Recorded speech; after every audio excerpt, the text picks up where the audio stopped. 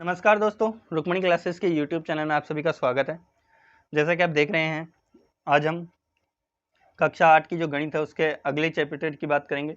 अपन ने पिछले में बात की 3.1 की पिछली क्लासों में, फिर 3.2 की भी बात कर ली अपन ने, ये दोनों कंप्लीट कर लिए थे। आज हम बात करते हैं चतुर्भुजों की चतुर्भुजों को समझना है, संख्या नहीं है, अपनी चैप्टर है समझना। तो देखो, आगे अगर अपन बढ़ेंगे तो उससे पहले मैं चाहता हूं कि अपन चतुर्भुजों के गुणों की बात करें। तो आज हम बात करेंगे चतुर्भुजों के गुणों की चर्चा करेंगे या गुण की चर्चा करेंगे कि चतुर्भुजों में कौन कौन से गुण पाए जाते हैं। तो सबसे पहले चतुर्भुजों के प्रकार और उनके गुण की बात करेंगे। कौन सा चतुर्भुज है, उसमें कौन सा गुण पाया जाता है। तो देखो, सबसे पहले बात करते हैं हम समांतर चतुर्भुज की। किसकी? समांतर चतुर्भुज। सबसे पहले बात करते हैं समांतर चतुर्भुज की। देखो, मैं इसका डायग्राम बनाता हूं कि किस प्रकार का इसका डायग्राम होता है। तो देखो, समांतर चतुर्भुज जो होता है उसका डायग्राम कुछ इस प्रकार का होता है।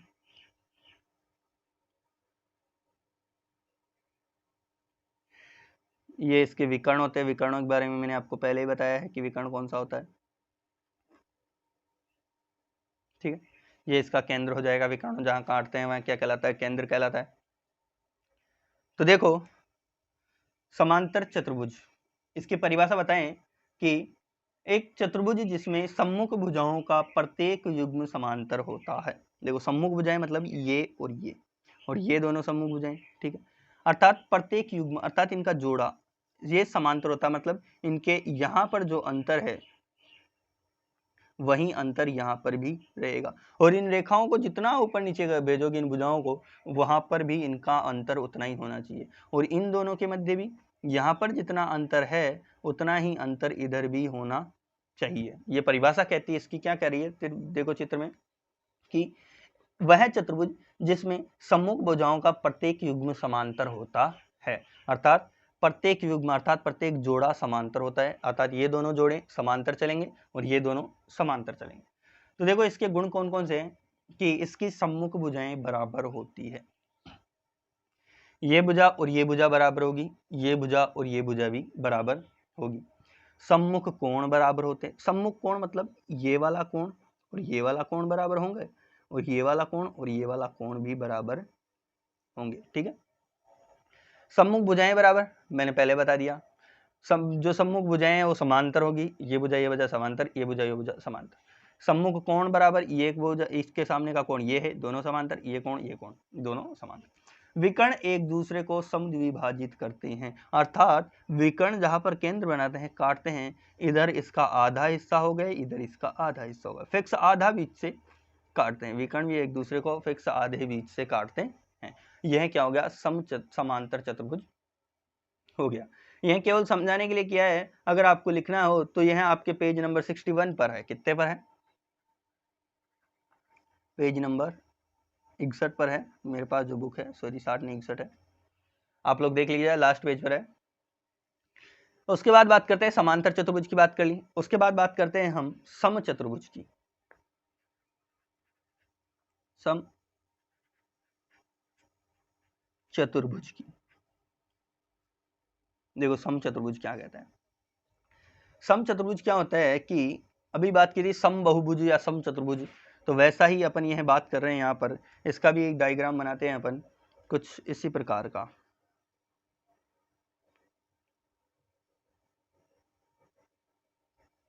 इसमें देखो, अपन करते हैं ये डेश। अब ये डेश का समझ में आता है, अर्थात चारों भुजाएं क्या होगी? बराबर। तो इसकी परिभाषा होती है कि एक चतुर्भुज या वह चतुर्भुज जिसकी सभी भुजाओं की माप क्या हो? बराबर हो। अपन ने यह डेश एक एक इसीलिए लगाया कि यह चारों क्या है? बराबर है। इनका नामकरण मैं कर देता हूँ। ये भी ए बी सी डी, इधर भी कर देता हूँ A B C and D. तो प्रत्येक जो भुजा है वह बराबर होगी। यह क्या होगी? सम चतुर्भुज कहलाता है। तो देखो, सम चतुर्भुज के इसमें भी वही गुण जो समांतर चतुर्भुज में गुण पाए जाते हैं वही इसमें भी पाए जाते हैं। आम सामने की भुजाएं बराबर होगी। क्यों? क्योंकि यहाँ पर तो समांतर चतुर्भुज था, तो ये दोनों क्या होती है? समांतर होती है, ये भी समांतर होती है। उसमें केवल इसमें अंतर इतना है कि उसमें आमने सामने की बराबर होती है, इसमें चारों बराबर होती है। उसमें आमने सामने की तो इसमें आमने सामने की तो होगी ही बराबर, लेकिन उसमें चारों बराबर नहीं होती, इसमें चारों बराबर होती है समचतुर्भुज में। ठीक है, और विकर्ण परस्पर लंब होते हैं, अर्थात वहां पर लंब नहीं हो रहे थे, यहाँ पर लंब होने का तात्पर्य मैं आपको समझा दूं। लंब होने का तात्पर्य कि प्रत्येक विकर्ण यहाँ 90 डिग्री का कोण बनाता है। समझ में आया? ये प्रत्येक जो विकर्ण हैं वो जहां पर काटते हैं वहां पर लंब बनाते हैं और लंब को इस प्रकार से दर्शाते हैं, अर्थात यहाँ 90 डिग्री का कोण बनेगा। और यही है यहाँ की खासियत कि ये जो विकर्ण है वो काटते हैं वहां 90 डिग्री का कोण अवश्य बनाते हैं। यह समचतुर्भुज होता है। फिर बात करते हैं आयत की। आयत भी एक चतुर्भुज है क्योंकि इसमें भी 4 भुजाएं होती हैं। आयत का डायग्राम बनाते हैं। इसमें भी समांतर चतुर्भुज की भुजाएं नियम लगेंगे, लेकिन केवल एक ही नियम होगा, उसमें आमने सामने के कोण बराबर होते थे। इसमें भी आमने सामने के कोण बराबर होंगे, लेकिन प्रत्येक कोण कितने डिग्री का होगा? 90 डिग्री का। प्रत्येक कोण कितने डिग्री का होगा? 90 डिग्री। तो देखो इसकी परिभाषा क्या हो जाएगी? वह समांतर चतुर्भुज जिसमें एक कोण समकोण होता है या प्रत्येक कोण समकोण होता है। क्या हो जाएगी आयत की परिभाषा? वह समांतर चतुर्भुज जिसका प्रत्येक कोण क्या होता है? समकोण होता है। समकोण किसे कहते हैं? 90 डिग्री के कोण को। ठीक है, प्रत्येक कोण समकोण होता। इसके गुण देखें तो समांतर चतुर्भुज के गुण क्या? आमने सामने की भुजाएं बराबर, आमने सामने की भुजाएं बराबर, आमने सामने के कोण बराबर, आमने सामने के कोण बराबर, विकर्ण एक दूसरे को आधे बीच से काटते हैं। विकर्ण एक दूसरे को क्या करते हैं? आधे बीच से काटते हैं। आधा इधर रह जाएगा, आधा इधर, आधा उधर। ठीक है, और प्रत्येक कोण समकोण होता है। लिख दिया अपन ने, प्रत्येक कोण कितने का होना चाहिए? 90 डिग्री का, अर्थात समकोण होना चाहिए। और विकर्ण बराबर माप के होते हैं। देखो उसमें क्या था? केवल आधा आधा काट रहा था। यहाँ जो केंद्र था, आधा विकर्ण उधर, आधा विकर्ण इधर, आधा इधर, आधा। लेकिन यहाँ पर अगर विकर्ण जहाँ काटेंगे उससे तो आधा आधा करेंगे, लेकिन इस विकर्ण की लंबाई और इस विकर्ण की लंबाई क्या होगी? बराबर, अर्थात विकर्ण क्या होते हैं? बराबर होते हैं। ये इसकी क्वालिटी आ गई। फिर बात करते हैं वर्ग की। फिर क्या बात है? वर्ग की। वर्ग भी एक चतुर्भुज है क्योंकि इसमें भी 4 भुजाएं होती है। तो ये वर्ग हो गया अपना। वर्ग वह होता है जिसकी सभी भुजाएं बराबर होती है और एक प्रत्येक कोण कितने डिग्री का होता है? 90 डिग्री का होता है। देखो मैंने नियम क्या बता दिया? नियम बोल दिया। यही इसकी क्या है? परिभाषा। या इसको कह सकते हैं कि वह आयत या वह 4 भुजाओं से बंद वह आकृति। 4 भुजाएं हैं, 1 2 3 4। 4 भुजाओं से बंद वह आकृति जिसके प्रत्येक कोण बराबर हो, प्रत्येक कोण 90 डिग्री का हो और सभी भुजाएं बराबर हो। भुजाएं क्या हो? बराबर हो और कोण कितने डिग्री का हो? 90 डिग्री का हो। तो 90 डिग्री के कोण हो गए, प्रत्येक कोण 90 डिग्री का हो गया, सभी भुजाएं बराबर हो गई। इसके गुण बात करें तो इसमें वही समांतर चतुर्भुज वाले, सामने सामने की भुजाएं बराबर होती है, वही समांतर चलती रहती है, प्रत्येक कोण 90 डिग्री का होता है, आमने सामने के कोण 90 डिग्री होती हैं। इनके जो विकर्ण होते हैं, ये विकर्ण हो गए, यह भी बराबर होते हैं। ठीक है, मतलब अब तक जितने भी गुण अपन ने पढ़े, समांतर चतुर्भुज, समचतुर्भुज, आयत, इन तीनों के गुण अकेले इस वर्ग में पाए जाते हैं। वर्ग में अकेले में इन सभी के गुण पाए जाते हैं। अब बात करते हैं आगे बात करते हैं पतंग की। पतंग आप सभी जानते हो, सबने उड़ाई है। तो देखो 14 जनवरी को फुल पतंग उड़ाते हो। पतंग की आकृति कुछ इस प्रकार की होती है, आप सभी को पता होगा। थोड़ी बड़ी बना दी मैंने, पर कर लेना एडजस्ट, कोई बड़ी बात नहीं है। कुछ ऐसी ही तो बनती है पतंग, ऐसा ही तो बनाते हो, ऐसी तो दिखती है ना? कुछ इसी प्रकार की होती है। यहाँ इसके पूंछ भी होती है, ठीक है, यहाँ से इसके ताड़ियाँ होती है, सीधी साड़ी। तो देखो ये एक पतंग होती है। तो पतंग में क्या होता है कि ये जो दोनों भुजाएं हैं, ये दोनों भुजाएं बराबर होती है और ये दोनों भुजाएं बराबर होती हैं।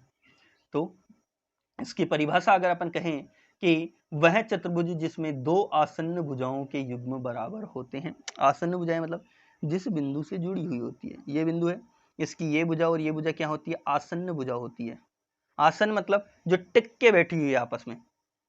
आसन, आसन किसे कहते हैं? अपन बैठने को ही कहते हैं ना, आसन पर बैठ गए या जहां बैठते हैं तो उससे टिक के बैठते हैं। तो जो दोनों भुजाएं टिकी हुई होती है वो दोनों 2 युग्म, आसन भुजाओं के 2 युग्म क्या होते हैं? बराबर होते हैं। ये दोनों भी क्या होगी? बराबर होगी। ये दोनों आसन है यहाँ से, ये दोनों आसन है यहाँ से। वैसे आसन ये दोनों भी है, लेकिन 2 युग्म बराबर होने चाहिए। तो ये दोनों का युग्म बराबर हो जाएगा और ये दोनों का युग्म बराबर हो जाएगा। तो यही क्या होती है? पतंगाकार चतुर्भुज की परिभाषा होती है। अगर इसकी बात करें तो विकर्ण एक दूसरे पर लंब होते हैं। कैसे? देखो, ये विकर्ण हो गया, ये विकर्ण हो गया, ये यहां तक पहुंचेगी क्योंकि इन दोनों की लंबाई समान है, तो ये कोण और ये कोण बिल्कुल समान होगा। देखो सीधा सीधा लंब बन रहा है, यानी 90 डिग्री के एंगल बन रहे हैं, तो प्रत्येक कोण क्या होगा? एक दूसरे पर लंब होगा। फिर क्या कह रहा है? एक विकर्ण दूसरे विकर्ण को समद्विभाजित करता है, अर्थात एक विकर्ण दूसरे विकर्ण को दो भागों में बांटता है। मतलब ऊपर इधर भी आधा हिस्सा, अर्थात ये कुछ इस प्रकार से बनेगी, तो वो नीचे का हिस्सा लंबा नहीं रहेगा, विकर्ण का आधा आधा हिस्सा हो जाएगा। तो ये वाला जो है, ये वाला इस दोनों, इसको क्या होता है? आधे आधे हिस्सों में बांट देता है। ये वाला क्या करता है? इसको आधे आधे हिस्सों में बांट देता है। ठीक है, एक को बांटता है ना, एक विकर्ण है ये वाला, जिसको आधे आधे हिस्सों में बीच वाला बांट देगा। फिर कह रहा है कि आकृति में यदि अपन आकृति की बात करें, ABCD है, तो B और D बराबर होंगे। देखो यहाँ पर देखो, इसको नाम देते हैं A B, या इसको कुछ इस प्रकार से देते हैं A, यहाँ पर देते हैं B C और D, जैसा आपकी इच्छा हो, कोई बड़ी बात नहीं है। तो इसमें जो है कोण M है, जो कोण B है वह कोण D के बराबर होगा। मतलब ये और ये कोण बराबर होंगे, कोण B बराबर कोण D के होगा, मतलब आमने सामने के ये दोनों कोण तो बराबर होंगे। लेकिन अगर बात करें कोण A और कोण C की, कि क्या ये दोनों बराबर होंगे, तो ये दोनों बराबर नहीं होंगे। इसको काट दिया मैंने कि यह दोनों कोण बराबर नहीं होंगे। क्यों? क्योंकि यह तो थोड़ा बड़ा हो गया, यहाँ बिल्कुल छोटा कोण है, लेकिन ये दोनों कोण हमेशा बराबर होंगे। यहाँ B, यहाँ D और यहाँ C है, तो B और D तो बराबर होंगे, आमने सामने के कोण है, ये दोनों कोण बराबर होंगे, लेकिन A और C बराबर नहीं होंगे। यही पतंग की विशेषताएं हैं। तो देखो इसके बाद अपन बात करते हैं अपनी प्रश्नावली पे आते हैं, 2.3 जो अपनी प्रश्नावली चलेगी। अब ये अपने कुछ गुण थे जो पढ़े, उसके बारे में चर्चा की। अब बात करते हैं अपनी 3.2 की। 3.1 हो गई थी अपनी पिछली कक्षाओं में, 3.2 की बात करते हैं हम। कौन सी प्रश्नावली चलेगी अपने? 3.2, इसमें चलेगी अपने 2 हो चुकी है, 3.3 चलेगी। सॉरी, क्षमा प्रार्थी हूं मैं आपके लिए, आपसे इसके लिए। तो देखो अब अपन कौन सी प्रश्नावली चलाएंगे? 3.3 चलेगी। तो देखो 3.3 में क्या है, अपन प्रश्न देखते हैं, उसी बेसिस पर अपन प्रश्नों को हल करना प्रारंभ करेंगे। तो देखो 3 में कह रहा है कि समलंब चतुर्भुजों की बातें कर रही है, चतुर्भुजों के प्रकार समझा रहा है। देखो इसमें भी अपन लगभग चतुर्भुजों के प्रकार की बात करेंगे, वहां गुण थे, अब बात करते हैं चतुर्भुजों के प्रकार।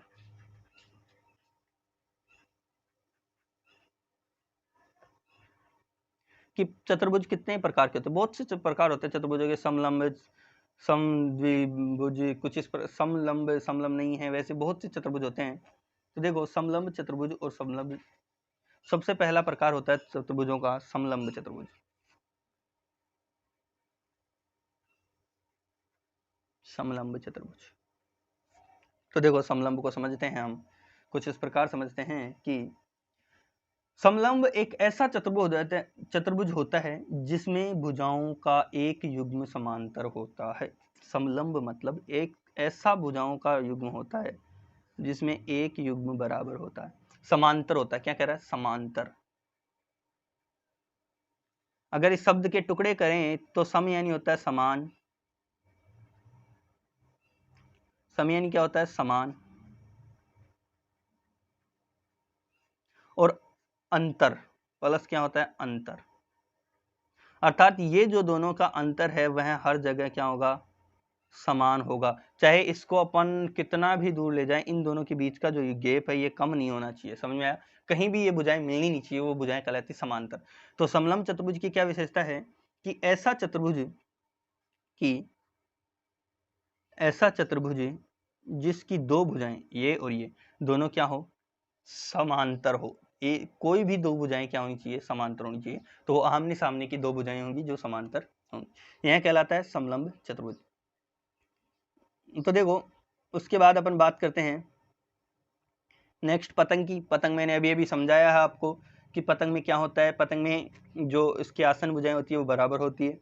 ठीक है, उसके बाद अपन बात करते हैं समांतर चतुर्भुज की। तो समांतर चतुर्भुज में मैंने बताया कि प्रत्येक भुजाएं, देखो इसमें बात देख लेते हैं अपन पेज वापस, कि पतंग की बात की तो आसन भुजाएं बराबर होती है। ठीक है, उसके बाद की समांतर चतुर्भुज की, तो समांतर चतुर्भुज था जिसमें जो भुजाएं होती है, आमने सामने की भुजाएं होती है, वो बराबर होती है, वो समांतर होती है। प्रत्येक कोण, आमने सामने कोण, जो आसन्न कोण होते हैं, आमने सामने के कोण होते हैं, वो बराबर होते हैं। विकर्ण एक दूसरे को आधे आधे काटते हैं। तो इसी प्रकार के इसके गुण बताए थे समांतर चतुर्भुज के। उसके बाद बात करते हैं अपन, तो इसके बाद बात आता है नया कोई चतुर्भुज अगर देखते हैं तो ऐसा कोई है नहीं उदाहरण।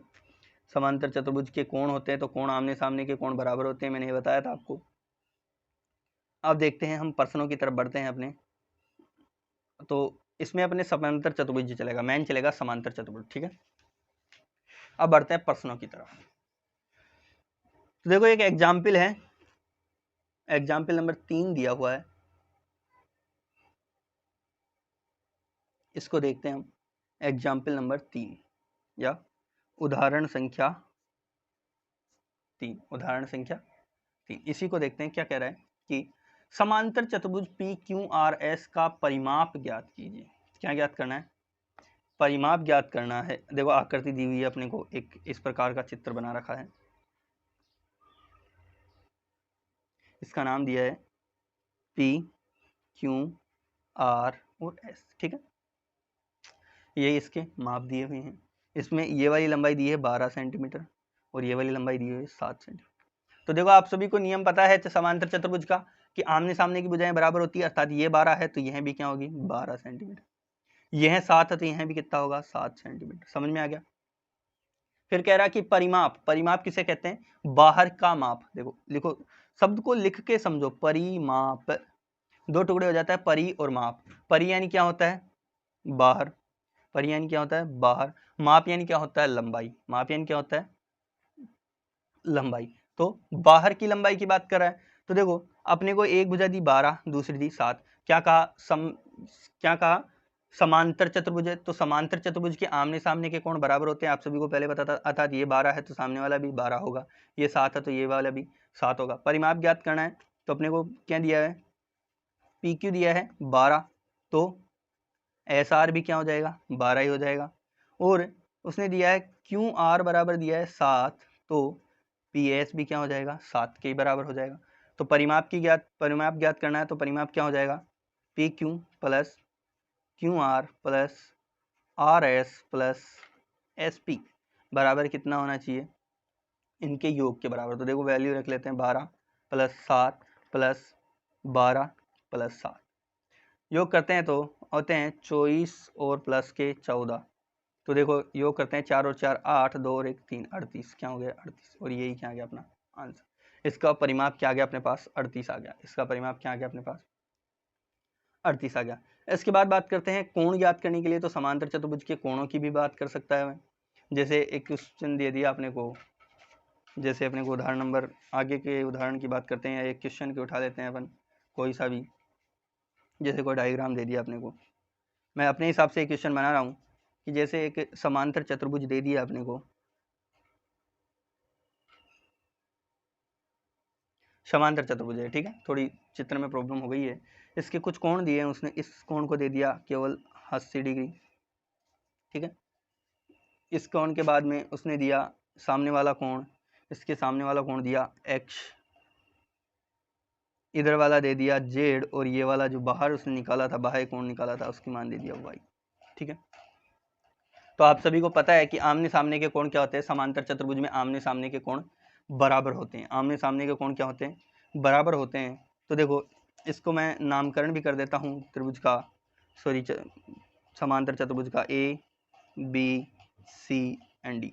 ये अपने क्या कर दिया? नामकरण कर दिया। और ये अपना एक कोई भी प्रकार का क्वेश्चन हो गया, मैंने अपने हिसाब से उठाया है, ये आपके सभी प्रश्नों के सभी दुखों का अंत कर देगा। तो देखो हमने क्या कहा कि आमने सामने के कोण बराबर होते हैं। समांतर चतुर्भुज में हमेशा आमने सामने के कोण बराबर होते हैं। तो देखो सी के सामने का कोण क्या है? बी, अर्थात कोण सी के सामने कौन सा है, या सम्मुख कोण कौन सा है? बी है। और बी की वैल्यू क्या है? एक्स है। तो एक्स का मान क्या हो जाएगा? 80 डिग्री। क्यों? क्योंकि आमने सामने के ये दोनों कोण हैं। ये दोनों कोण क्या है? आमने सामने के हैं, और आमने सामने के कोण समान होते हैं। तो चूंकि समांतर चतुर्भुज में लिखना है अपने को, चूंकि समांतर चतुर्भुज में, तो समांतर चतुर्भुज में क्या होगा कि आमने सामने के कोण बराबर होते हैं।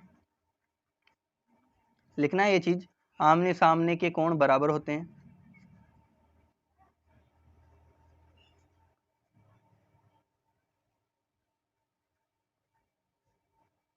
आमने सामने के कोण बराबर होते हैं,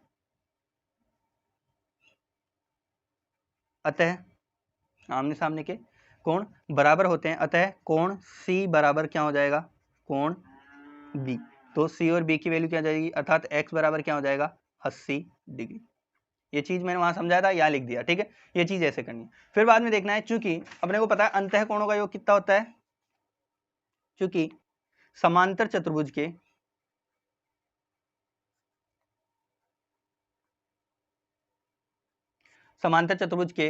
अंतः कोणों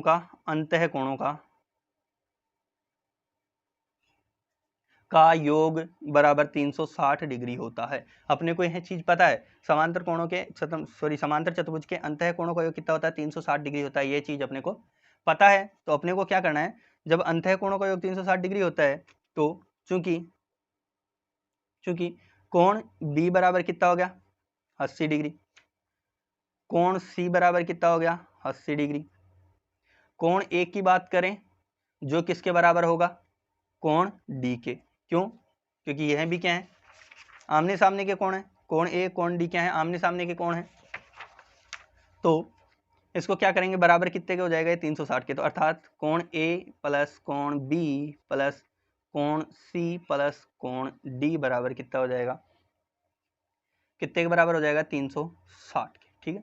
तो देखो एक की वैल्यू क्या है, नहीं पता, तो अपन वैल्यू रख लेते हैं Z। क्यों, क्योंकि अपना यह क्या है, Z है, D क्या है, Z है, तो A भी D के बराबर ही होगा, तो दोनों को क्या रख लेते हैं अपन, Z के बराबर रख लेते हैं। दोनों को क्या मान लिया अपने, Z मान लिया। तो A की जगह रख दिया अपने Z प्लस B की जगह क्या रखेंगे, 80 डिग्री प्लस C की जगह क्या रखेंगे, 80 डिग्री प्लस D की जगह भी क्या रखेंगे, Z रखेंगे और 360 डिग्री। तो देखो Z और Z दोनों ABCD की संख्या है, तो दोनों आपस में जुड़ जाएगी। तो ये दोनों Z मिलकर कितने हो जाएंगे, 2Z प्लस, और 80 और 80 को जोड़ा है तो 160 डिग्री होता है, बराबर 360 डिग्री। 2Z की वैल्यू निकालनी है अपने को, 2Z इज इक्वल टू हो जाएगा 360 माइनस 160 डिग्री।